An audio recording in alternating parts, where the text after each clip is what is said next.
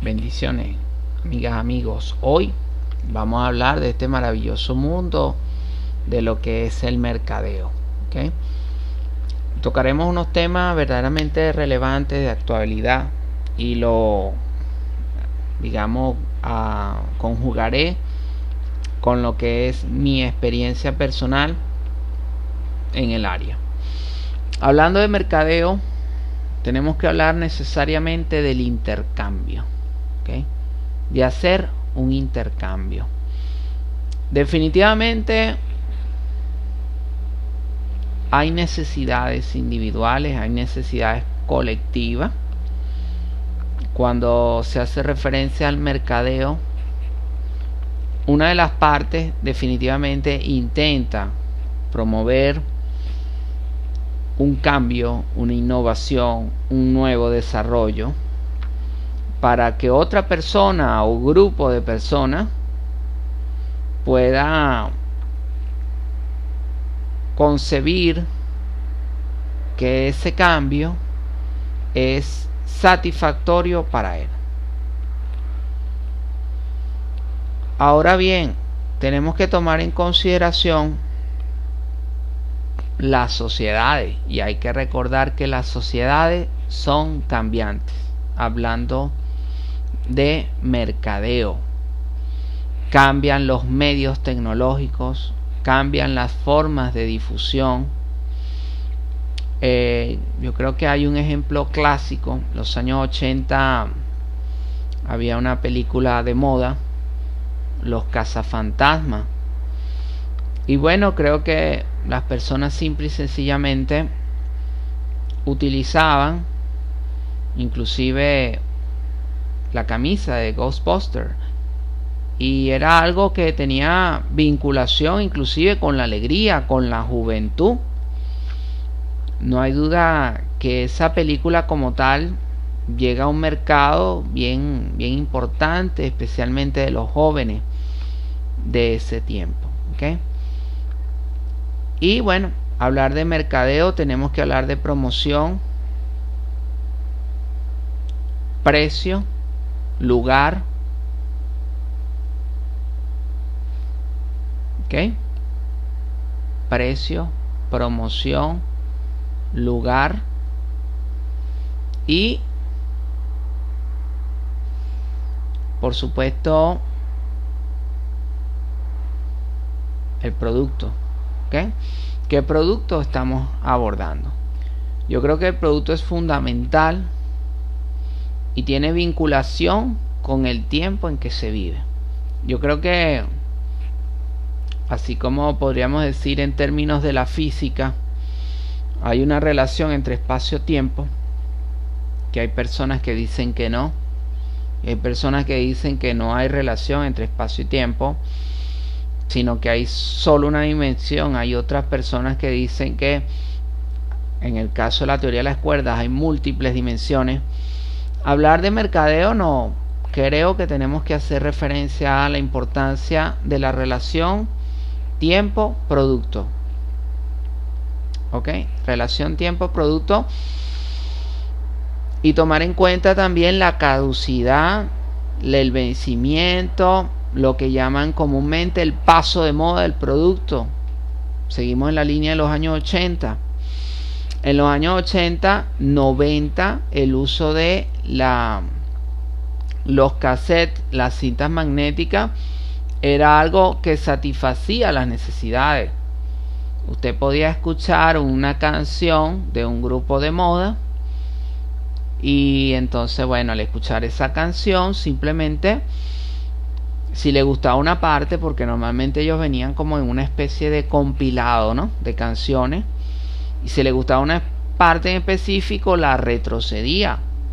Corría, por supuesto, se corría el riesgo de que se dañara de alguna manera los cabezales o la cinta magnética como tal, producto del desgaste, del uso, a veces de manera continua que se le daba, ¿no? Pero queda reemplazado por la unidad CD, la lectora de CD, viene la lectora de DVD. Hoy en día contamos con el denominado Blu-ray, ¿ok? Blue Rate, así es sencillo. Entonces yo creo que hay un elemento fundamental en el mercadeo, que es la relación tiempo-producto. Tiempo-producto, ¿okay? Para mí eso es importantísimo en el mercadeo. Estar actualizado. ¿Qué es lo que está imponiéndose? ¿Qué es lo que está marcando la pauta? Hoy en día en internet, en el Twitter, le llaman el trending, la tendencia. ¿Qué es lo que está marcando la tendencia? Y hay trending, hay tendencia del día. Ya se habla de una tendencia del día a día, ¿okay? Cada día. Y no una tendencia, pueden haber 10 tendencias en un día y hay una que sobresale y hay categorías de tendencia.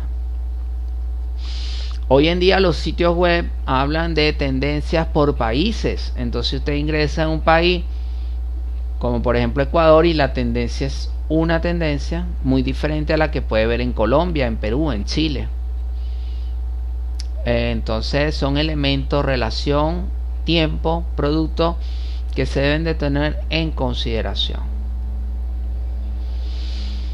Tenemos que hablar de las necesidades, y al hablar de las necesidades es importante, es relevante hacer referencia a la motivación. Cada persona busca satisfacer sus necesidades, desde lo más pequeñito hasta lo más supremo, ¿okay? Al respecto, Abraham Maslow nos habla de la jerarquía de las necesidades, ¿okay? Normalmente alguien diría por allí que las necesidades se pueden crear, ¿ve? Hay experimentos comunes, populares se podría decir, en donde por ejemplo estudios científicos, psicológicos, hasta los populares, por ejemplo ya estudios científicos como el Pavlov, el del psicólogo Pavlov, que lograba hacer que su perro salivara. Entonces da una respuesta condicionada, vinculada con un alimento. Pero también hay quien crea, hay necesidades, yo consideraría que se crean de manera inmediata y que se necesitan satisfacer de manera inmediata, fisiológica, de alimentación, como por ejemplo cuando las personas van en la calle y alguien va, a muchos les ha ocurrido, me han contado, van comiéndose un dulce y entonces sencillamente la reacción inmediata del otro es una mirada fija o sencillamente el dame por favor, dame algo, dame un pedacito, pues. Entonces yo creo que los sentidos, hablando de las necesidades, los sentidos juegan un papel importantísimo en lo que es la concepción de las necesidades.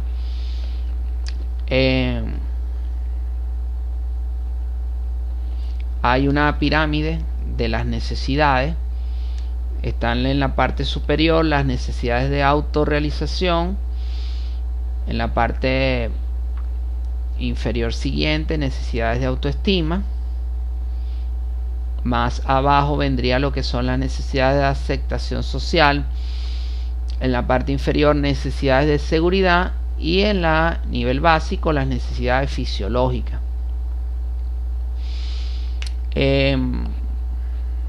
Vamos a hablar de lo que son los viajes.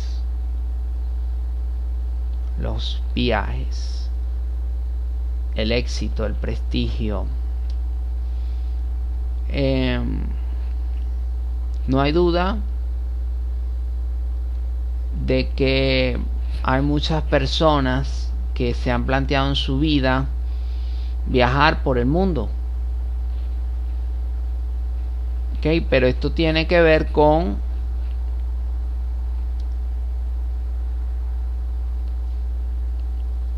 no hay duda, sin duda alguna, tiene que ver con la necesidad de la autoestima, que está vinculado al éxito. Hay personas, los he conocido, hablando de las necesidades de aceptación social, hay personas que, por ejemplo, en mi trabajo como profesor lo he visto muchísimo, lo vi en mi época de estudiante en la universidad. Yo recuerdo, yo tenía un profesor que me daba en la universidad, nos dictaba una cátedra de sueldos y salario. Él había sido gerente de una gran petrolera estatal. Y este profesor se encontraba jubilado de la universidad, pero continuaba dictando su cátedra.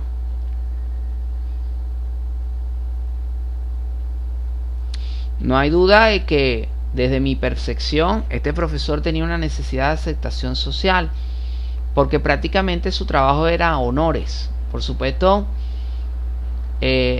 muchos de alguna manera quizás no aceptaban su forma algo retrógrada de dictar las clases. Por ejemplo, él mandaba un manual, a realizar un manual de sueldos y salarios que mínimo debía de tener 400 páginas, 400 hojas, imagínense ustedes. Entonces, muchos pensaban que era un profesor retrógrado, porque en contraparte había otro profesor de sueldos y salarios que hacía lo mismo en una hoja de Excel, en 2 hojas de Excel. Prácticamente resolvía los problemas en 2 hojas de Excel. Entonces,